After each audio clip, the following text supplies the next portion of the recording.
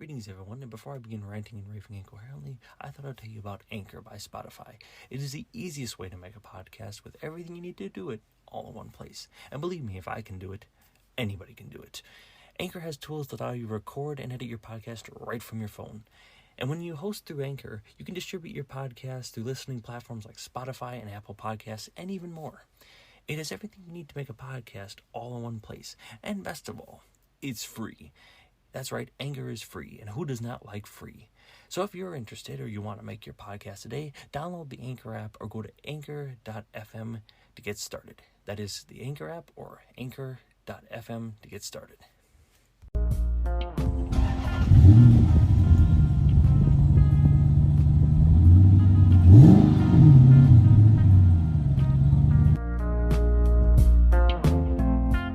Greetings everyone, and welcome to another Ludicrous car review. To be honest, this day was coming for a long time. Let's face it, we all knew it. To be honest though, I didn't expect the move to come this quickly. And normally I do not do, I guess what one might call a diatribe or dialogue on here on about just one topic. I like to cover multiple things. But the move that was covered last week on the 16th, which honestly I'd gotten pretty excited over because I'd gotten lots of emails from Dodge about how it was going to be a great announcement and all that stuff, but while it did announce some cool things, it also managed to, somehow at the same time, well, beat me over the head with a disappointment stick, I guess. I don't know. Well, let's just say the news I have to cover you is rather tragic, and at the same time, it's so cool, and then somewhat questionable, I guess you could say. Especially when one auto brand is making something similar up to the next generation even, and they're deciding to do this. Well, that's just beyond me. Anyways, I suppose I should probably tell you what it is, and if you got the hint from the Dodge emails, you may have heard in some circles, especially in the Mopar and also muscle car circles, because I'm sure a lot of them are screaming, why in God's earth are you nuts? But Dodge has decided to, for some questionable, weird, and strange reason, decided to, at the time that they're announcing the new Charger that they're releasing, also managed to cut the current Charger and Challenger at the same time from their current automotive lineup. At the same time, they decided to announce, as I said, the new Charger, as well as a questionable Hornet, I guess you could say. I'm not sure what that thing was supposed to be called, SUV thing, but we'll get in that in a minute. But the big news was, despite Challenger having risen practically to the tops of muscle car challenging, having killed Camaro and duped out the top spot from Mustang, they have decided to, rather questionably, at the height of its power, completely cut the Challenger from its lineup. All I have to say to you, Dodge, is what in blue blazes were you thinking? But before I get into anything like that, we'll just break this up into a few different segments. So to start with, I'm going to give a slight rundown of the Challenger and the Charger, kind of how they started in that, but also give a kind of an overview of the vehicles themselves and perhaps why they decided to cut them as well. I'm going to go over why I think as a personal decision this is a dumb idea, and then why as a business decision I think this is stupid as well. And then we'll get into the future of Dodge and where they seem to be going, and, well, my thoughts on that as well. So, without further ado, let's begin with a slight history review, shall we?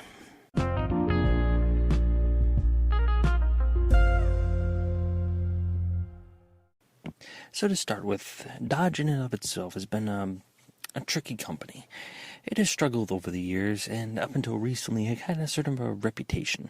It was pretty much the 60s and 70s where it was at the height of its power, but kind of waned off to being, well, having a questionable reputation.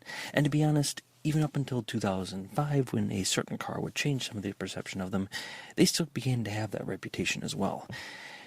In 2005, or rather, for the 2006 generation model year, Dodge unveiled the Charger, the first muscle car really of its era, and, well, for a while. Pretty much it was narrowed down to Mustang and Camaro for the longest time, and so Dodge's advantageous little adventure into a four-door sedan was rather questionable by some, but also highly lauded, because it was only a year before that with their with the Magnum, that they had unveiled the new Hemi. So this move, along with a Hemi and a Charger, really got some people excited about where they possibly be going in the future. And honestly, sales began to reflect that as well. People began to really love these new Charger, four-door Chargers and that. But there was rumors going around of a newer, more exciting vehicle. Rumors that the Challenger would be returning, and soon, in the early 2008, that rumor would prove true, as Challenger was unveiled to the public. And just like its earlier cousin, it saw some very big success. And to be honest, it was well deserved. Now, over the years, Charger and Challenger didn't exactly rocket to the top spot. They had to duke it out all the way. Now, Charger's always been kind of off on its own doing its thing, but Challenger was the big deal.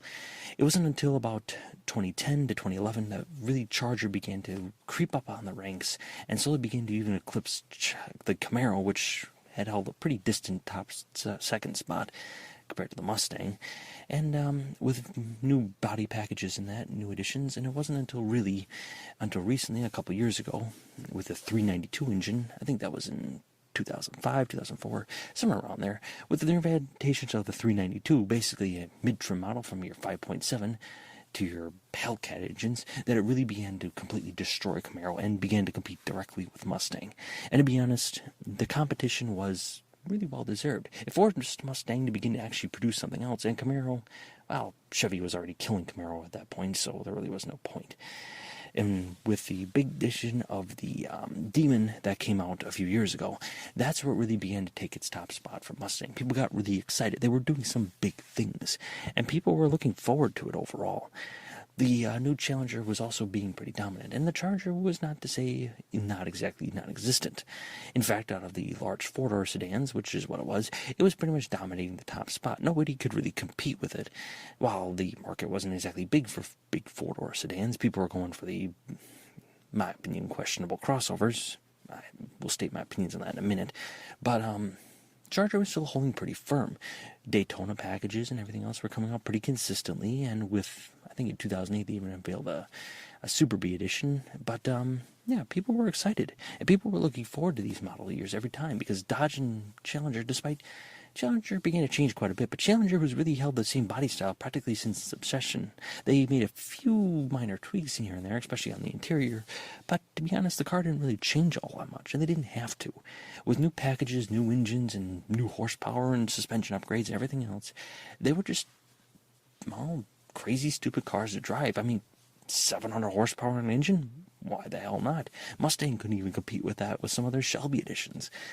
And to be honest, it was fun. People enjoyed these cars because it brought back an era pretty much that had died, the muscle car era. That era died off in the 60s, and we hadn't seen anything since, pretty much since the old government came and strangled the engine market to the oblivion.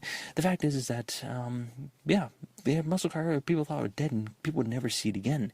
But Dodge began to bring that back, and competition for speed and power was quickly being met by Ford and, well, can't say Chevy, but Ford was meeting those expectations, and it was really becoming a real slugfest. Hence why Mustang ended up releasing editions like the Mach 1 to try to bring back some of that crowd, because it was a heritage brand. People recognized the Mach 1 badging. People recognized those cars. And Demon came out with just as many crazy ones too. Dodge came out with their Challenger, the super stock Dodge, which personally I still want a red one, because who the hell doesn't want a shiny red super stock Dodge? I love that song. Anyways, yeah, people were looking forward to it, and it was a big duke-out competition. And every year, it seemed like Challenger was slowly creeping up on Mustang, up until about just last year, when Challenger finally began to eclipse them every other month in some of the sales categories. People were excited, especially Dodge owners. Dodge owners hadn't received something fancy in a while, and even with their crazy-ass Durangos being released, even their SUVs were off the charts. People loved them. So the move to suddenly cut them was, well, questionable. So with a small little history lesson out of the way, and I'll get into a little bit more next week, I'll probably do the car month as, well, my own Charger or Challenger. I haven't decided yet, because I feel like a final history lesson needs to be told on these legends. But anyways, let's get on to how I feel about this from a personal standpoint. Well, all I can say is, Dodge, you blithering idiots, you morons.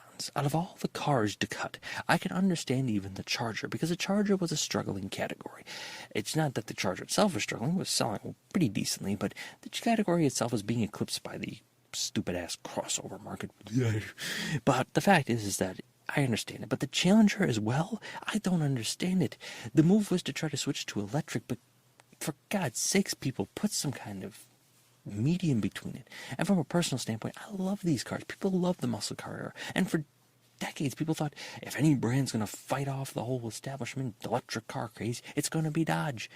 But to be honest, people began to get worried when the Stellantis purchase happened, so honestly, we kind of knew it was coming. Let's face facts here. We knew that Stellantis was probably going to come in and destroy Dodge because, well, these are the people that make the Citroen, for crying out loud. No kidding, they're going to probably destroy anything fun in the world. But no, just the move itself just come off as baffling. You were at the top of your game. You were at the top of the heap. What is wrong with you? Why would you decide to do something so blatantly stupid, to be honest, is the only way I can describe it. To be honest, while I can understand needing to cut the charger, okay, fine. If you're going to release a new electric, charger makes sense. Heck, charger electricity. But why the Challenger at the same time? And if you want to phase it out, fine, but I don't know, create some general transition, people. I mean, don't come in and just, hey, we're going to have some cool cars and then hit you over the face with something completely stupid. It's just beyond me why they would do something like this. It's baffling. As far as a business standpoint goes, I think it's also stupid as well. Not speaking from an emotional side, but just from the business side of it. A transition is important. You're dealing with a big transition shift between your customer bases. You're basically telling people that have basically loved muscle-thumping, loud-ass V8 engines for a while that they need to suddenly switch to electric. And that's going to be tough. There's no way around it. Even Mustang is kind of prime the head. They're still going to produce their 7th generation Mustang, but you can see them begin to hint at electrification with their Mach-E. And I get, well, somewhat of the move, but it creates some transition, people. What you've basically done here is alienated all of your fan base. You pissed off everybody who's loved your cars for so long in your Brotherhood of Muscle. You crafted a carefully cultured group of people that you sold your cars to and that people loved. And then you just basically came in and said, now we're going to rip that all away with no transition, no gentle smoothing. Like, we're going to phase out the car and slowly phase in electric to kind of get people used to the idea. No, we're just going to beat them over the head with the idea to begin with. And just from a sales standpoint, these cars were not selling. These were, last year was like 57,000 cars. That doesn't sound like a lot, but that's a big chunk of money when people are buying cars that are sometimes worth in upwards of $100,000. It's completely baffling to me from a business standpoint why you decide to cut one of your top-selling cars, because Durango certainly ain't doing it. It was basically the backbone of Dodge, and now at this point, they basically just had the spines ripped out from them. They have nothing to sell, basically, at this point. The Durango's going kaputs and everything else. They say they're going to cut these cars, but the 2024 model year lineup, I mean, that's only a year or two away. That's ridiculous. There's like no transition period. And immediately after that, they're switching everything over basically to electric. And we'll get to that in a minute. But from a business standpoint, you're going to be losing a lot of money, people. I'm baffled by it as well. I mean, just looking at it money-wise, I do not see what person in the boardroom sat down and said, you know what we're going to do? We're going to cut every good car people love from our lineup. The thing that draw people in the door. The thing that get people excited about this. And to be honest, people were excited for these type of heavy engines and everything else like that. And honestly, while Dodge is going to be the biggest hit, I think this might even affect their Ram truck market as well. They began to slowly be in a culture group around that as well. Kind of agreed with old muscle car theory in that. Heck, even my brother got into it a little bit.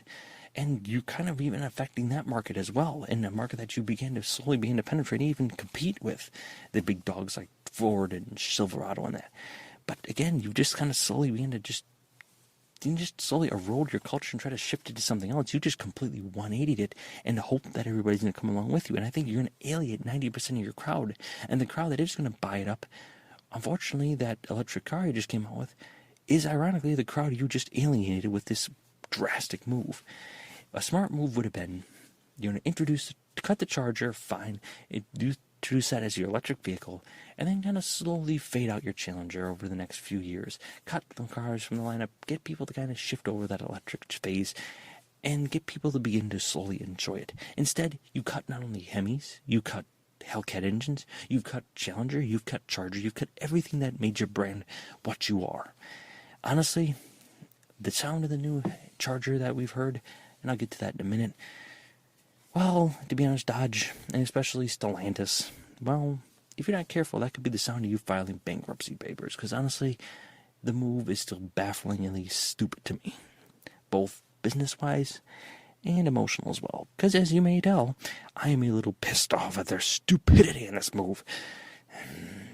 Anyways, before I rant and rave about it for too long, let's kind of get a little glimpse at what they announced in their new lineup in that, because they made some big changes in that. So, first off in that, they announced, get this, hurrah, a freaking crossover. Oh, for shit's sake. Oh, crossovers. And it's a Hornet. They're calling it the Hornet, for crying out loud. You know the Hornet, the lightweight, cool-ass car? No, they're calling this the freaking Hornet. God bloody hell. This thing, while they don't have too much information on it, the Hornet is basically their, good lord, it's like their crossover style, like in between the Durango. I don't know, why do we need more freaking crossovers? It's beyond me. Anyways, they're apparently producing an SRT version of this, of the Challenger. Yeah, I don't know. To be honest, there isn't much to go on this. Honestly, looking at it, it's probably going to end up being a small 6-cylinder. Maybe they'll end up putting a small Hemi in it just to kind of get people maybe on board. I doubt it, though, with their move for electrification. I think we're going to probably get electric, a hybrid chassis, probably. I think they have the Hurricane engine coming out. Probably that'll be the main engine in it. And maybe a 6. I don't know. To be honest, this just looks disappointing. And it's not like it's anything special or unique or cool. The front end maybe kind of looks cool, but it looks like a very distressed looking Charger, stretched out and yanked out and just disappointing looking. From the side, it just looks like every other frickin' crossover. It's nothing special, nothing unique. I mean, the Durango, that looked kind of beefy and mean and sporty. This is just kind of bleh, disgusting. I mean, bloody hell, Dodge. This is... Ugh. In the one small bright side category, despite the poorly named Hornet, we finally got a first look at the new Dodge Charger Daytona, the SRT concept.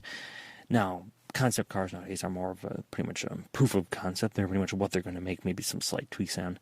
And to be honest, looks-wise, it ain't bad. If they hadn't decided this stupid move to cut Challenger from their lineup at the same time, this could have been a good transition because the car does look pretty badass. It has that classy, almost as some people described it as a steampunky feel to it, and the exterior doesn't look too bad either. The swoopy lines kind of remind you of an old 60s or late 60s model Charger, and that roof line's pretty cool. I hear they're going to have a full glass top in that.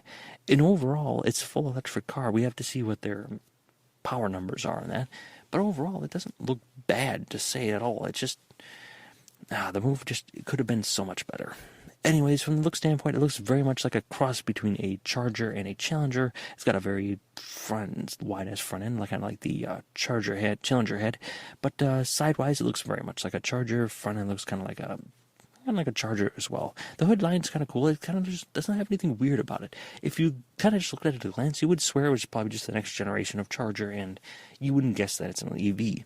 The big thing about it, though, poorly done, get this, it's called a Fratasonic chambered exhaust. I could probably poorly be pronouncing that, but I'll give it my best shot.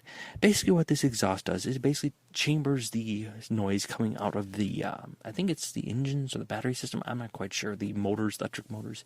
Chambers it through a hollow system in the back and then pipes it out like exhaust. This isn't like a speaker system piping out fake noise. It does sound like kind of like a turbocharged engine, I guess you could say. I cannot say it's done well. It sounds kind of hollow and tinny and a little bit hyper strong, almost like I said, a turbocharged engine. But to be honest, for all the cars out there, I get what they're trying to do. They're trying to invoke still that V8 muscle. They're trying to still evoke that loud noise. And while it's a good attempt, I can see what they're doing, it's poorly executed. It's just, like I said, deep bass and that rumbling noise that the V8 produces. It just lacks it. It's very high-pitched and whiny. Like I said, I still prefer it over the crap that current electric cars are doing with their speaker systems piping out fake noise in the back. Or Tesla's clippity-clop from Mighty Python's thing, although that's kind of funny. But the fact is that, from a look standpoint, the car looks good. From an exterior, while the sound is tinny, hollow, and kind of disappointing, it's a hell of a lot better, at least, than most electric vehicles. And from the looks-wise, it just doesn't look like a normal muscle car. Now, like I said, they give a lot of promising number categories for this BEV, I think they're calling it. But, yeah, honestly, we'll have to see how it actually performs in that. From a standpoint of a guy owning a Challenger with 700 horsepower, I'm pretty sure that most people are not going to want this thing to have at least anything under people are going to expect a ridiculous amount of horsepower, because why the hell not? If you're going to cut Challenger from your lineup without any transition period, you better give people something to make up for it, especially something pretty damn good, considering you're making an electric car that people really, really, really, really don't want. Dodge fans don't want an electric car. But anyways, overall, looking at the car, it doesn't look bad. It's just, if they went with a transition not so abrupt, so ridiculous, so just 180, it would have pissed fans off so much less, and it would have been so much better. So Dodge, all I can say once again is you blithering idiots, is all I can say. So, to finally wrap this up, let me just give my overall impression of this move from a reviewer's standpoint. Stupid, moronic, idiotic, dumb, incomprehensibly stupid, and just generally the dumbest thing I've seen from an automaker in quite a long time. Well, since last week when I heard Corvette was making a four-door, but Dodge is doing the same thing with their stupid-ass Hornet. I just think the move comes at a very poor time, and when Dodge of all brands could have came in and pretty much dominated the market. Camaro was dying. It was dead. They were cutting the Camaro next year. They could have literally came in, swooped up all the Camaro sales, and made a killing on it, possibly even beat Mustang rather handedly. People were loving these cars, and yet they decided to completely cut them. So finally, let's kind of look and see what the last few of these brilliant beauties will be produced, because they came out with a lot of different editions in this final set. So if you're interested in buying a Challenger or a Charger, well, you might want to get one now, because, well, they're going to be gone after 2024. And these Noto model years do have a lot of cool things as well. As well as one big thing as well. If you're interested in getting a new Challenger and paying a boatload of money, but if you're interested in doing it anyways, they finally gave an option to get convertibles. Now, this is direct from the factory, but basically kind of like you order your special edition ones, like your Shelbys and that. Well, this is kind of similar. This is getting you order it, and they'll actually help just send it direct to the manufacturer to have the convertible top put on. There's a manufacturer down in Florida that does it, which was a pretty cool option in that. But, yeah, honestly, that's actually pretty dang cool. But the fact is, it's expensive because, well, they're basically, I think they're like $30,000 or $40,000 extra, so they ain't cheap, that's for dang sure. So, basically, they're also going to be releasing what's a series called the Last Call Chargers and Challengers and that. And basically, it's going to be the last call for your ICE vehicles because, well, they're killing them once again. Again, if you ask me, this is the move that Dodge made similar to the past moves and that. And apparently, these are that end up killing them a few years ago, like in the 70s and 80s, almost in the 90s. But anyways, the fact is they were producing cars, like I think new SRT models. I think they're going to have not the Cornet, I think the Cornet's coming back, and the Super B for the Charger. They're going to be producing a whole boatload of different options. Jailbreak is still going to be producing a ridiculous car in that. And overall, the cars will have a lot of new additions. Basically, every edition people were clamoring for, if you were thinking about it, basically is going to be in this last edition, because it seems like, at least from my opinion, that they cut this rather abruptly, so they're kind of just trying to get every edition that they had in mind out before they'd end up destroying this car, and probably for good. But anyways, I suppose that'll do it for today, because let's face it, if I go on any further about this, I'm probably going to blow a head gasket, because the move is just, well, it's baffling to me. And it doesn't make any sense. Because Dodge, you are at the top of your game. You are about to become the kings of the heap, especially with the Camaro wagon going out. And to be honest, with the last calls and these cool additions you're coming out with, it wouldn't surprise me if you kill Mustang in the sales category. And then just to go out like that, it's just sad and pathetic. So Dodge, if for some weird-ass reason you work for Dodge, or you hear somebody for Dodge hearing this, all I want to say is congratulations. You have done the same exact move that ended up almost killing you guys approximately 40 years ago in the late 80s, when you were producing such piles of junk that nobody wanted to buy them. We're so off fan base that you didn't even understand your own people you were trying to sell your cars to. And honestly, if you understood your very own cultivated Brotherhood of Muscle, quote-unquote, and your probably newly acquired chief donut maker, you would have understood that the move to cut Challenger, of all people, was a dumb one, was stupid, and to be honest, just purely idiotic. So, Talantis, I want to thank you all for once again ruining American cars. You and your stupid-ass sit-your-own cars can go straight to the kingdom. Anyways, before I cuss out into the mic and get myself probably a million swear words in here, I want to thank you all for listening to this podcast. And if you have a scathing letter to write, please write it to Dodge because, well, they need some. I need to beat them over the head with some common sense.